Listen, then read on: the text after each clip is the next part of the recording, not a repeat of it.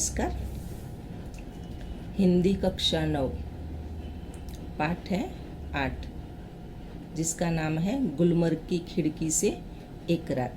इसके लेखक है मोहन राकेश। अब हम मोहन राकेश के बारे में थोड़ी जानकारी प्राप्त कर लें। उनका जन्म 8 जनवरी 1925 को अमृतसर पंजाब में हुआ था। उनका वास्तविक नाम मदन मोहन गुगलानी था। इनके पिता व्यवसाय से वकील थे, परंतु उनकी साहित्यिक में बहुत रुचि थी। अतः राकेश जी को बचपन से ही घर में पर्याप्त साहित्यिक वातावरण प्राप्त हुआ। इन्होंने हिंदी तथा संस्कृत में एमए तक शिक्षा प्राप्त की और तत्पश्चात जालंधर में हिंदी विभाग के अध्यक्ष रहे। उनकी आजीविका अध्यापन कार्य से शुरू हुई। उन्होंने मुंबई, शिमला, जालंधर और दिल्ली विश्वविद्यालय में अध्यापन कार्य किया। कुछ समय तक सारिका कहानी पत्रिका का सफल संपादन किया। बाद में स्वतंत्र लेखन करते रहे। कहानी के साथ साथ इन्होंने उपन्यास और नाटक भी लिखे थे।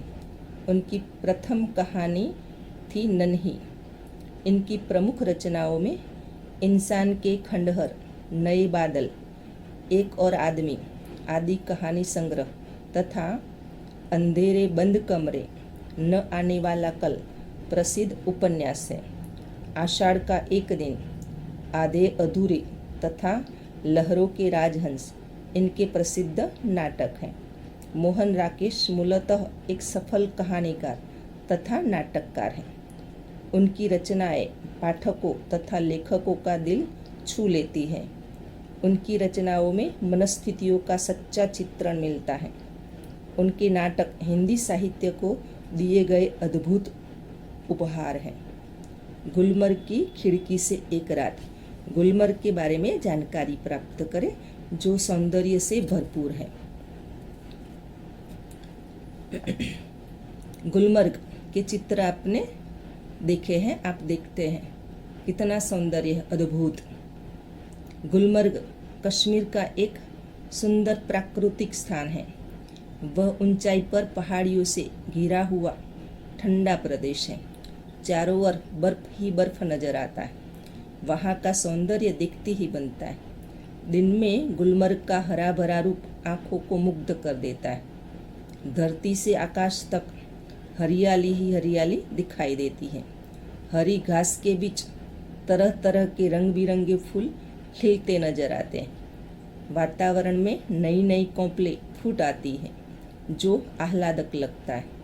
सैलानी घुड़सवारी का आनंद लेते हुए दिखाई पड़ते हैं। हर क्षण नए अनुभव और रोमांच की सृष्टि होती रहती है। बर्फ से ढके पहाड़ों पर सूर्य का प्रकाश सुनहरी आभा प्रकट करता है। आकाश से बरसते बर्फ के पारदर्शक कण प्रकाश में उज्जवल हो उठते हैं। बादलों के समूह आकाश में ऐसे विचरते हैं जैसे नन्हे नन्हे दीप इधर उधर भटक रहे हो। सुहावनी लगने वाली हवा एकाएक तूफान का रूप भी ले लेती है। तेज हवा के साथ बरसती घटाएं तेजी से आगे बढ़ती नजर आती है। बीच बीच में बिजली भी कौंधने लगती है। इस प्रकार गुलमर्ग में एक अनोखा रोमांच उभर आता है। दिन में सैलानियों की चहल पहल रहती है, जबकि रात में खामोश बन जाती है। मौसम सुहावना रहता है। हरी हरी घास पर रंग बिरंगे कपड़े पहने हुए सैलानी ऐसे लगते हैं जैसे पूरा विस्तार रंगीन बिंदुओं से भर जाता है। लेकिन जब बर्फबारी होते ही पूरा विस्तार मानो सिहर जाता है और अपने को समेटने में लगता है। संध्या काल भी सुहावना लगता है। पहाड़ों पर शाम से कोहरा छाने लगता है। इस तरह पूरा गुलमर्ग सुहावना सा दिखाई पड़ता है। आप चित्र देखते हैं कि गुलमर्ग कितना सुंदर है, जो बर्फ से हमेशा ढका रहता है। अगर मौका मिले तो गुलमर्ग की मुलाकात अवश्य लेनी चाहिए, पर्यटन करना चाहिए। अब हम पाठ्य पुस्तक देखते हैं। आप सभी पाठ्य पुस्तक निकालिए। गुलमर्ग की खिड़की से एक रात परिवेश से लिया गया है। यह यात्रा वृत्तांत है जिसमें लेखक ने गुलमर्ग के प्राकृतिक सौंदर्य का स्वानुभूत विवरण प्रस्तुत किया है। स्वानुभूत यानी खुद ने अनुभव किया हो। गुलमर्ग का सारा वातावरण इनको अपने में समाया सा लगता है। गुलमर्ग की एक रात का अकल्पनीय सौंदर्य इनमें भुलाया नहीं जाता। लेखक जो गुलमर्ग की एक खिड़की से एक रात के बारे में यहाँ बताते हैं कि वह कभी भुलाया नहीं जाता। किताब में देखिएगा, कुछ जगहें होती हैं जिन्हें आँख एक बार देखती है तो चौंक उठती है, फिर धीरे धीरे परिचित होकर उदासीन हो जाती है। गुलमर्ग ऐसी जगह नहीं है। हम कई जगह पर्यटन करते हैं, कोई ऐसी जगह जाते हैं जहाँ हमारी आंखें चौंक उठती है, यानी आश्चर्य होता है, आनंद आ जाता है ऐसे स्थान देखकर। लेकिन धीरे धीरे अगर हम उससे परिचित हो जाते हैं, बहुत बार जाना होता है, तभी हम उदास हो जाते हैं। लेकिन यहाँ लेखक कहते हैं गुलमर्ग ऐसी जगह नहीं जहाँ हर क्षण नया सपना नजर आता है, नवीनता नजर आती है। मैं जब पहली बार गुलमर्ग गया तो मुझे वहाँ कुछ भी असाधारण नहीं लगा। एक खुला सपाट मैदान, देवदारों के घने झुरमुट, और बस तब से घंटे भर में सारा गुलमर्ग देख आया। लेखक पहली बार गए थे, उन्हें साधारण सा लगा। क्या देखा? सिर्फ सपाट मैदान देखे, देवदार के बने घने झुरमुट यानी पेड़ पौधों का समूह, बस इतना। तो एक ही घंटे में पूरा गुलमर्ग वह देख कर आ गए। लेकिन बाद में उन्हें महीनों भर वहाँ रहना पड़ा। आगे देखिए, मगर बाद में महीनों वहाँ रहने पर एहसास हुआ कि पहली बार तो क्या, बाद में भी कभी उस स्थान को पूरा नहीं देख पाया। उसे पूरा कभी देखा ही नहीं जाता। शायद यही कारण है कि गुलमर्ग में रहकर वहाँ के साथ व्यक्ति की आत्मीयता धीरे धीरे इतनी गहरी हो जाती है कि वह अपने को भी उस सपाट मैदान के एक हिस्से के रूप में ही देखने लगता है। कांपती तितलियों, उड़ते बादलों और बर्फ से चमकती पहाड़ियों की तरह। दूसरी ओर वह पूरा विस्तार जिसमें वह स्वयं भी रहता है, उसे अपने में समाया सा लगता है। सूर्योदय और सूर्यास्त, दोनों संध्याएं, घना कोहरा, पीली धूप और सब कुछ। इसलिए जब व्यक्ति गुलमर्ग से चलता है तो एहसास होता है अपने से ही बिछुड़ने का, अपने उस रूप से जो कि इतना परिचित होते हुए भी सदा अपरिचित बना रह जाता है। तो लेखक कहते हैं कि जब उन्हें महीनों भर वहाँ रहना पड़ा, तभी उन्होंने पूरा गुलमर्ग देखा। तभी उन्हें एहसास हुआ कि वह इस गुलमर्ग में खुद समा गए हैं। कांपती तितलियों, उड़ते बादलों और बर्फ की चमकती पहाड़ियों में वह भी घुल मिल गए। वहाँ का सूर्योदय और सूर्यास्त खुद उनका ही, ऐसा उन्हें एहसास होता है। घना कोहरा, पीली धूप और सब कुछ, यानी हर क्षण में उनकी आत्मीयता जुड़ जाती है। इसी कारण जब वहाँ से बिछुड़ने का समय आता है तो मानो वह खुद से बिछुड़ रहे हैं। गुलमर्ग में सपने फूल बनकर उगते हैं, हरियाली के आर पार, लाल लाल छतों के ऊपर, आकाश में। यानी गुलमर्ग में फूल ही फूल नजर आते हैं। चारों ओर हरियाली है, लेकिन हरियाली में मानो लाल लाल छतों के ऊपर फूल ही फूल नजर आते हैं। छत भी लाल दिखाई पड़ती है और आकाश भी, यानी पेड़ बड़े बड़े हैं जो आकाश तक वह पहुंच जाते हैं। आंखें मुग्ध होकर देखती रहती हैं और फूलों में नए नए रंग भर जाते हैं। आंखें मुग्ध हो जाती है जैसे फूल में नज़ारा आता है। वातावरण में नई नई कोपलें फूट आती हैं। हर क्षण एक नए अनुभव, नए रोमांच की सृष्टि होती है। यानी हर क्षण में नवीनता दिखाई पड़ती है, नया अनुभव होता है। इसी कारण लेखक यहाँ कहते हैं कि हर क्षण नए रोमांच की सृष्टि होती जाती है। बादलों के पोर्टिको के नीचे लोग बाहें फैलाए घास पर बैठे हैं। दूर दूर तक सैलानियों की पंक्तियाँ घोड़े दौड़ाती नजर आती हैं। रंगों के कुछ बिंदु हरियाली के पट पर जहाँ तहाँ छिटके हैं। सहसा प्रकाश से नन्ही नन्ही पारदर्शक बूंदें पड़ने लगती हैं। रंगीन बिंदुओं का पूरा विस्तार एक बार सिहर जाता है और अपने को समेटने लगता है। हरियाली का सपना कुहासे के फूल में बदल जाता है। मैदान सुरमई आभा ओढ़ लेता है। अब चारों तरफ धुंध ही धुंध है और बेबस होकर फैली पगडंडियां की पतली पतली नरम बाहें। जब तक बादल बरसेगा बाहें फैली रहेगी, ऐसी ही कोमल, विस्मृत और निडाल। यहाँ लेखक कह रहे हैं कि वहाँ सैलानी बहुत सारे होते हैं जो घुड़सवारी करते हैं, तो ऐसा लगता है कि उनकी पंक्तियाँ आ रही हो, यानी कतार। लोग जो घास में बैठे हुए हैं, रंग बिरंगी कपड़े पहने हुए, तो ऐसे लगते हैं रंगों के कुछ बिंदु हरियाली पर जहाँ तहाँ छिटके हुए हैं, यानी ये नज़ारा देखने लायक होता है। प्रकाश से नन्ही नन्ही पारदर्शक बूंदें पड़ने लगती है। सुबह होती है, प्रकाश बढ़ता है और तभी बारिश के साथ साथ पारदर्शक बूंदें मानो नजर पड़ते हैं। रंगीन बिंदुओं का पूरा विस्तार एक बार सिहर जाता है और अपने को समेटने लगता है। मतलब जो हरियाली घास पर बैठे हुए पर्यटक है रंगीन बिंदुओं के समान है। जब बारिश गिरती है, ठंडा पवन बहता है, तभी ये लोग सिहर जाते, कांप उठते हैं और अपनी सुरक्षा के लिए अपने अपने स्थानों पर, मतलब होटल में चले जाते हैं।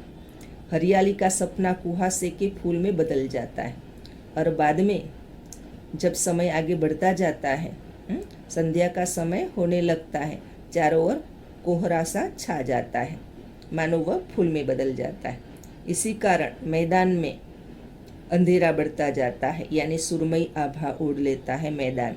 सुरमई यानी सुरमे के रंग जैसा, मतलब कि नीला।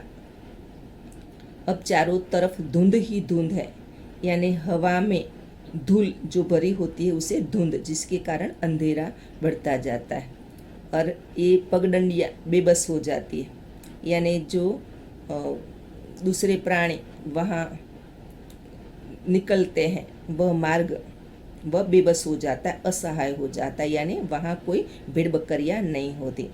तो ये कैसी लगती है, पतली पतली नरम बाहें की तरह। जब बादल बरसता है तो लोग बाहें फैलाए भीगने के लिए वहाँ खड़े हो जाते हैं, लेकिन वह कैसे लगते हैं, कोमल कोमल। दूसरी ओर विस्मृत भी और निढाल, यानी उत्साह रहित हो जाते हैं। आगे बढ़िए। सूरज चमकेगा तो फूल में से नया सपना जन्मेगा, यानी सुबह होगी तो सभी के सपनों में नवीनता आ जाएगी, नया सपना जन्मेगा, यानी कुछ न कुछ कल्पना करते रहेंगे। आकाश में बादलों के नन्हे नन्हे द्वीप इधर उधर भटकते फिरेंगे। आकाश में बादल इधर उधर भटकते हैं, जैसे लगते हैं छोटे छोटे द्वीप हो। भेड़ों और बकरियों के रेवड़े पगडंडियों पर टंक जाएंगे। सुबह होते ही भेड़ बकरियां चरने के लिए वह आगे बढ़ेगी, तो मानो वह पगडंडियों में टंक जाएंगी। दिन तब रात की प्रतीक्षा करता सा प्रतीत होगा। दिन मानो रात की प्रतीक्षा करता हो ऐसा महसूस होता है। रात आएगी तो सब कुछ खामोश हो जाएगा। मैदान की वह खामोशी भी जो दिन के समय इतनी वाचाल हो जाती है, पर्यटकों के कारण दिन में वाचालता रहती है और रात में खामोशी छा जाती है। सभी अपने अपने जगह पर होटलों पर चले जाते हैं। गुलमर्ग की वह रात मुझे कभी नहीं भूलेगी। तो लेखक जो बात कर रहे हैं जो अब है, गुलमर्ग की खिड़की से एक रात, इसमें ये रात लेखक कभी भूल नहीं पाए। मैं होटल की खिड़की में खड़ा था। दूर, बहुत दूर, सामने से एक बरसती घटा मेरी तरफ बढ़ती आ रही थी। मैं प्रतीक्षा कर रहा था कि कब वह मुझ तक पहुँचे और मुझे अपने में लपेट ले। बरसती घटा में गिर जाने से बड़ा सुख मैंने बहुत कम जाना है, यानी ऐसा अनुभव लेखक ने कभी नहीं किया। ये पहली बार है। बस खिड़की में खड़े थे और सामने से बरसती घटा उनकी ओर आगे बढ़ती आ रही थी। लेखक प्रतीक्षा कर रहे थे कि वह उस तक पहुँचे और उन्हें अपने में समेट ले। घटा ऊपर से गिर आए और व्यक्ति को छोटा करके उस पर छा जाए, यह इससे अलग स्थिति थी, यानी ये महसूस करने के लिए लेखक तैयार थे। इस बार आती हुई घटा का हर संकेत मेरे सामने था और मैं उसके बराबर का होकर अपनी खिड़की में खड़ा उसे बुला रहा था। आ आ आ, मैं तुझसे कमज़ोर नहीं। लेखक बता रहे हैं कि वह उसके बरोबर होना चाहते थे, इसलिए घटा को बुला रहे थे कि आ, मैं तुमसे डरने वाला नहीं है, मैं तुमसे कमज़ोर नहीं। हवा तेज थी मगर घटा तेजी से नहीं बढ़ रही थी। हालांकि तूफान बहुत उठा हुआ था, यानी जोरदार तूफान था, भारी तूफान था, लेकिन घटा इधर वही घूमती रहती थी, आगे नहीं बढ़ पा रही थी। बार बार जोर की गरज होती थी जिससे धरती और आकाश की सिराएं कांप जाती थी। मानो ऐसा लगता था धरती और आकाश कांप उठे हो, ऐसी जोर जोर की गर्जनाएं होती रहती थी। तूफान के कारण बार बार सामने से चित्रपट पर बिजली कौंधती थी और प्रकाश का वह भयानक विस्फोट हर चीज को नंगा कर जाता था। मतलब कि बिजली कौंधने के कारण प्रकाश ही प्रकाश छा जाता था, जिसके कारण वहाँ हर चीज दिखाई पड़ती थी। मैं खुश था कि थोड़ी देर में ये बूंदे मेरे ऊपर बरसेगी, बिजलियों का यह कहर मेरे पर टूटेगा। मैं बाहें फैलाकर सामने से उसे अपने ऊपर लेने के लिए तैयार था। लेखक तैयार था कि वह बूंदे बरसती घटा उन तक पहुँचे और इसकी बूंदे उन पर बरसेगी, बिजली का कहर भी उन पर टूटे, इसके लिए भी वह तैयार थे। अपनी बाहें फैलाए अपने ऊपर लेने के लिए वह एकदम तैयार थे। मगर अचानक हुआ क्या? अचानक हवा रुक गई। बढ़ता हुआ तूफान जहाँ का तहाँ ठिठक गया और दूर ही पर कटे पक्षी की तरह दम तोड़ने लगा। दम तोड़ना यानी मर जाना। तो अचानक हवा रुक गई, तूफान भी रुक गया, वहाँ ठिठक गया, रुक गया और मानो वह कटे पक्षी की तरह उसने दम तोड़ दिया, ऐसा लगने लगा। बिजली की सांसें रुकने लगी, मेरी भी। जैसे बिजली भी चमकना बंद हो गई तो लेखक के जो विचार थे, जो कल्पना थी, जो आनंद थे, वह उसकी सांसें भी रुक गई। क्योंकि हवा के रुक जाने से मुझे भी बहुत ऊंचे आसमान से नीचे आना पड़ा। मतलब कि लेखक की जो कल्पना थी वह कल्पना साकार नहीं हुई, इसीलिए वह ऊंचे आसमान से नीचे आ गए। तूफान का जोम उतर गया और उसके साथ मेरा भी। जोम यानी जोश। तूफान बड़े जोश से आगे बढ़ रहा था, लेकिन अचानक ही तूफान रुक गया और उसके साथ साथ उन लेखक का जोश भी उतर गया। मैं उसके बराबर का कभी नहीं हो सका। यानी उस रात लेखक के जो विचार थे, जो कल्पना थी, बरसाती घटा को अपने में समेटना चाहते थे, ये इसकी उनकी इच्छा पूरी नहीं हुई। वे ऐसे क्षण थे जो जीवन में एक बार ही आते हैं। गुलमर्ग में रहते हुए ऐसे क्षण हर किसी के जीवन में किसी न किसी रूप में अवश्य आते होंगे। लेखक सोच रहे हैं कि ऐसा होता होगा और वहाँ रहने वाले लोगों के जीवन में एक बार तो ऐसे दृश्य नज़र के सामने आते होंगे, ऐसा एहसास उन्हें होता होगा। तभी तो मुद्दत तक वहाँ रह चुकने पर भी कोई आकर्षण व्यक्ति को फिर खींचकर वहाँ ले जाता है। यानी ऐसा माहौल हो जाता है, ऐसा आनंदपूर्ण वातावरण वहाँ उठता है, ऐसा नज़ारा होता है कि लोग वहाँ इसीलिए आनंद लूटने के लिए वहाँ आते हैं। लेकिन वहाँ आते किस लिए? वरना वहाँ है क्या? एक खुला सपाट मैदान, ज़्यादा गोल्फ खेली जा सकती है। व्यक्ति क्यों बार बार वहाँ जाना चाहता है? क्या गोल्फ खेलने के लिए? लेखक सोच रहे हैं कि ऐसे दृश्य, ऐसा नज़ारा लोगों के सामने आता है, आनंद लूटते हैं। लेकिन अगर ऐसा दृश्य न आए तो वहाँ तो सिर्फ एक खुला सपाट मैदान है। क्या लोग गोल्फ खेलने के लिए यानी खेल खेलने के लिए आते हैं? गोल्फ के बारे में आप सोचें तो गोल्फ है प्रिंस लोगों का। प्रिंस लोग ही गोल्फ खेलते रहते हैं, जिसमें एक छड़ी होती है। छड़ी लकड़ी या धातु की बनाई जाती है, हॉकी की स्टिक की तरह। और इसका मैदान है बहुत बड़ा, घास से हरा भरा मैदान होता है, लंबा चौड़ा। और मैदान में छोटे छोटे छेद होते हैं और ये छेद में गेंद को रखना पड़ता है। जो छड़ी के द्वारा गेंद को ये छेद में ले जाते हैं और वही अंक प्राप्त होता है। तो ये है गोल्फ। आपने ये पाठ पढ़ा है। कई विद्यार्थियों ने गुलमर्ग देखा भी होगा, इसका आनंद भी लूटा होगा, लेकिन जो नहीं गए उसे मौका मिले तो ज़रूर जाना चाहिए। एक बार तो गुलमर्ग में जाकर आना ही चाहिए। अब हम देखते हैं शब्दार्थ। झुरमुट, इसका अर्थ है पेड़ पौधों का समूह। पोर्टिको यानी बरामदा। कुहासा, कोहरा। धुंध, हवा में उड़ती धूल। बेबस मतलब असहाय, मजबूर भी कहा जा सकता है। रेवड़ यानी समूह। कहर मतलब अत्याचार।